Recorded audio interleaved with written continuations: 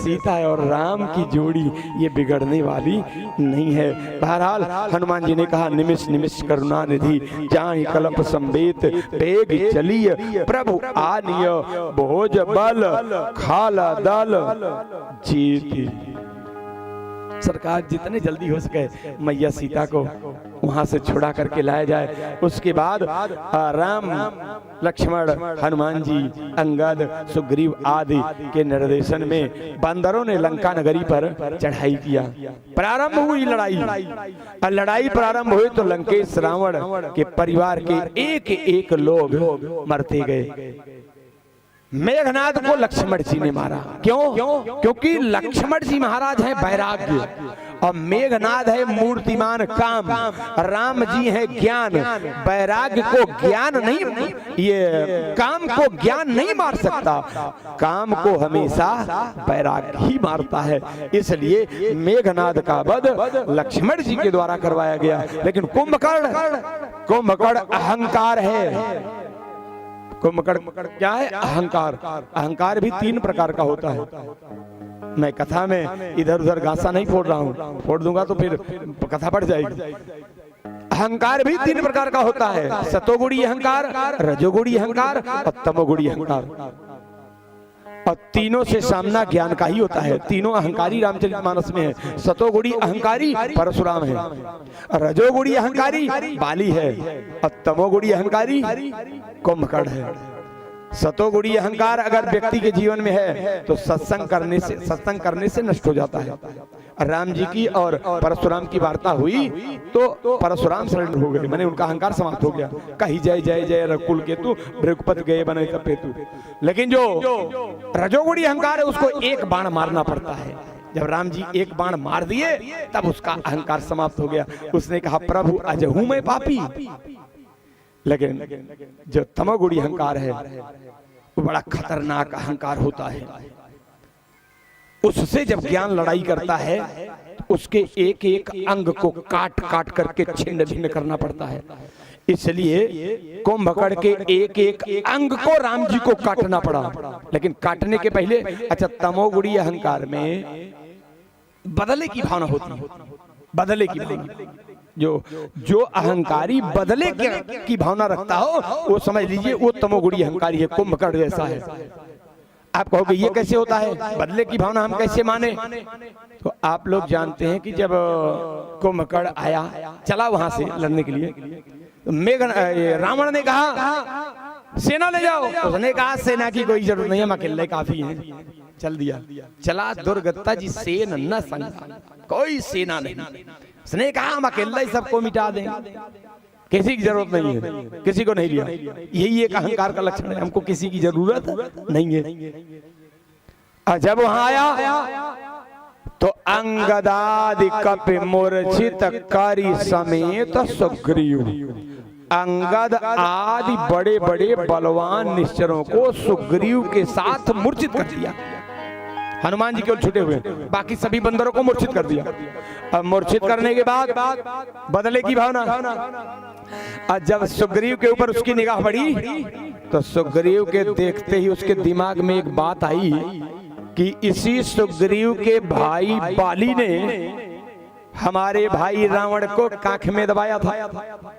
आज मौका मिला है, मैं उस बाली के भाई सुग्रीव को कांख में दबाऊंगा, दबा करके लेकर के चलूंगा और अपने भाई रावण से कहूंगा कि आज मैंने आपका बदला ले लिया। कहा कांख दाबी सुग्रीव कहूं, सुग्रीव को कांख में दबा लिया और किसी को नहीं, केवल सुग्रीव को दबा लिया, दबा करके चला। अब आप जानते हैं कि बंदर बड़े नाटकी होते हैं। बंदर का जो मदारी खेल दिखाता है वो देखे होंगे तो आपको मालूम होगा। अब कुछ दूर जब गए कांख में दब करके सुग्रीव, अब कुछ देर बाद जब उनको होश आया, आंख खोले तो देखी एक पहाड़ जैसा व्यक्ति अपनी कांख में दबाकर हमको ले जा रहा है। देखी तो ये तो कुंभकर्ण है।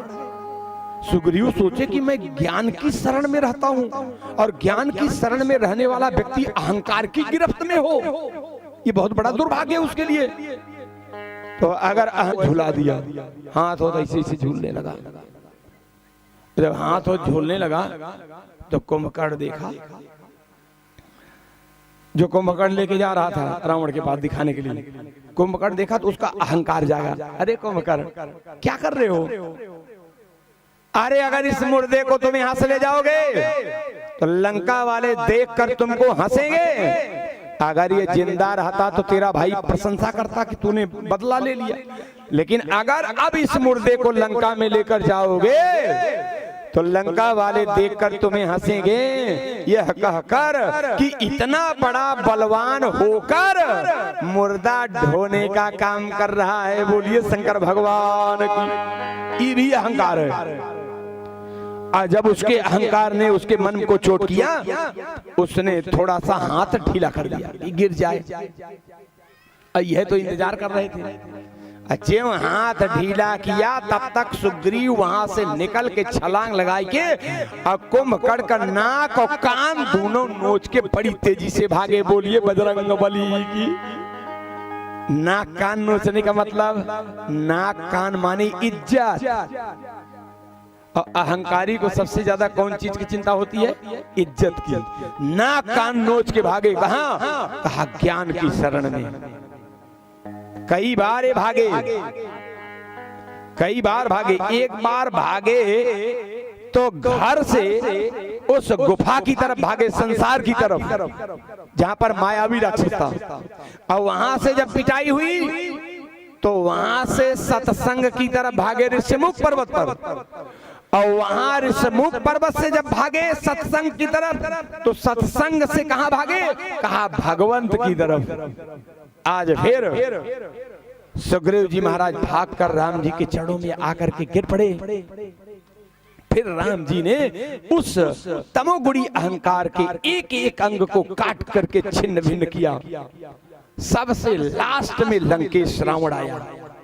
मोह ये सबसे खतरनाक शत्रु है जीवन का। उत्तरकांड में गोस्वामी जी लिखा है, मोह सकल व्याधिन कर मूला, जिनते ही उपजई बहुसूला। इसकी कथा की दूसरी धारा भी है कि मोह को एक रोग बताया गया है। मोह सकल व्याधि, व्याधि माने रोग। काम बात कफ लोभ अपारा क्रोध पित्त नित्य छाती जारा, प्रीति करे जो तीनों भाई, उपजई सन्निपात दुखदाई, अहंकार अति दुखद डमरुआ, दंभ कपट मदमान नेहरुआ, तृष्णा उदर वृद्धि अतिकाय आदि आदि। ये सब रोग बताए गए। और ये दुर्गुण भी है रामचरितमानस महाकाव्य में अंतःकरण के। ये लंका नगरी के राक्षस भी है, इन्हें राक्षस के रूप में भी बताया गया है, दुर्गुण के भी रूप में बताया गया है, और रोग के रूप में भी बताया गया है। इसकी कथा की तीन धारा यहाँ हो जाएगी। लंकेश रावण उधर से आता है। विभीषण जब रावण को रथ पर आते हुए देखते हैं तो विभीषण जी चिंतित हो जाते हैं।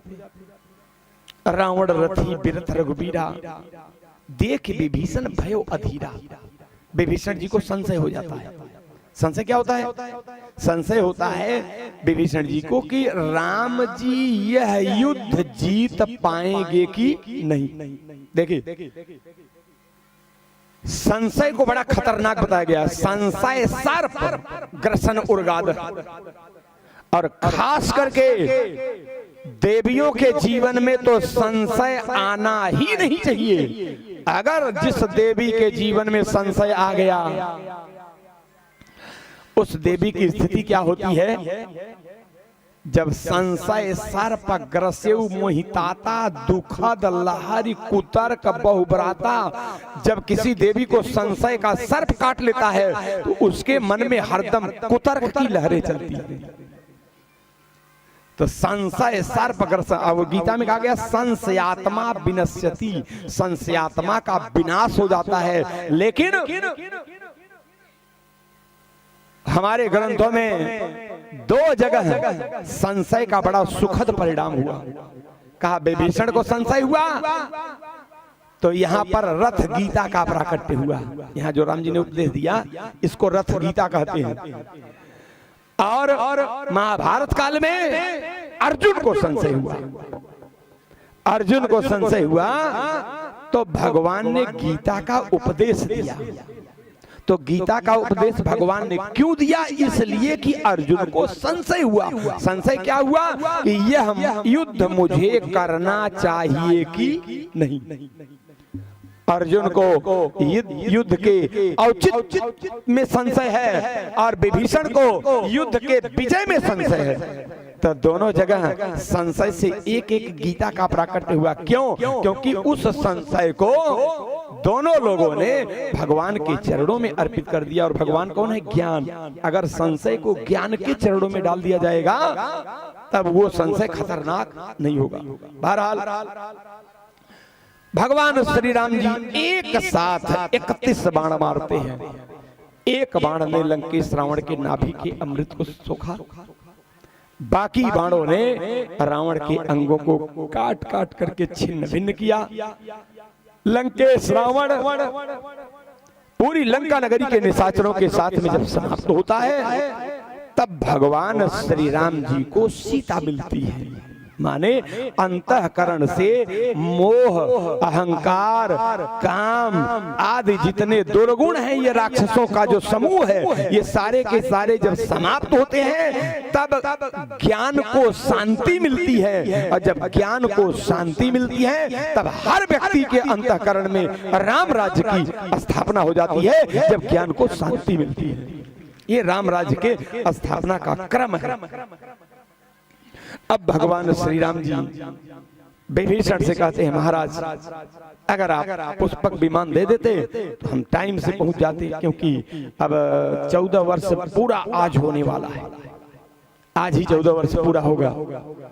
और अगर सूर्यास्त तक राम जी नहीं पहुंचे तो राम जिसको सबसे ज्यादा प्यार करते हैं, क्या नाम है उनका? भारत। भरत जैसे भाई अपने प्राणों का त्याग कर देंगे। इसलिए भगवान श्री राम जी विभीषण से पुष्पक विमान की मांग करते हैं। और पुष्पक विमान ऐसा विमान आज तक बना नहीं। लोग कहते हैं कि विज्ञान बहुत आगे चल गया है। पुष्पक विमान तो ऐसा था कि अगर 5 सवारी है तो 6 सीट, 500 सवारी है तो 501 सीट, 5000 सवारी हो गई तो 5001 सीट। माने चढ़ने वाले उसमें जाकर के बैठते रहे और एक सीट हमेशा खाली की बढ़ती रहेगी। एक सीट हमेशा खाली रहेगी सबके बैठने के बाद। वो विमान आज तक वैसा विमान किसी वैज्ञानिक ने नहीं बनाया।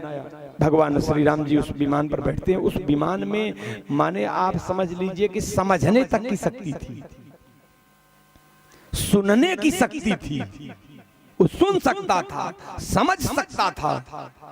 आपको भी कहाँ लिखा है? भगवान जब विमान से उतरे तो उतरी कहे प्रभु पुष्पक कहीं तुम कुबेर पहुंचाओ। राम जी विमान से उतरकर उस विमान से बोले कि तुम कुबेर के पास चले जाओ। अब बोलो भाई, अगर समझ सकता था तभी तो बात कर रहे हैं। समझ सकता था तभी तो बात कर रहे हैं। उसमें सारी शक्तियां विद्यमान थी। तो भगवान श्री राम जी उस पुष्पक विमान पर विराजमान होते हैं और जितने बंदर हैं सब लोग उसी विमान पे सवार होते हैं। एक दो बंदर थोड़े हैं। अच्छा ईमानदारी से बताइए, अगर एक बस में 50 यात्री बैठे हों और 2 बंदर घुस जाए, एक यात्री अपने सीट पे ठीक से बैठे रहेंगे? और जिस विमान में बंदर ही बंदर हो, सोचो उस विमान की क्या हाल होगी। कोई उधर लटका है पूंछ फंसाए, कि कोई उधर लटका है, कोई उधर लटका है।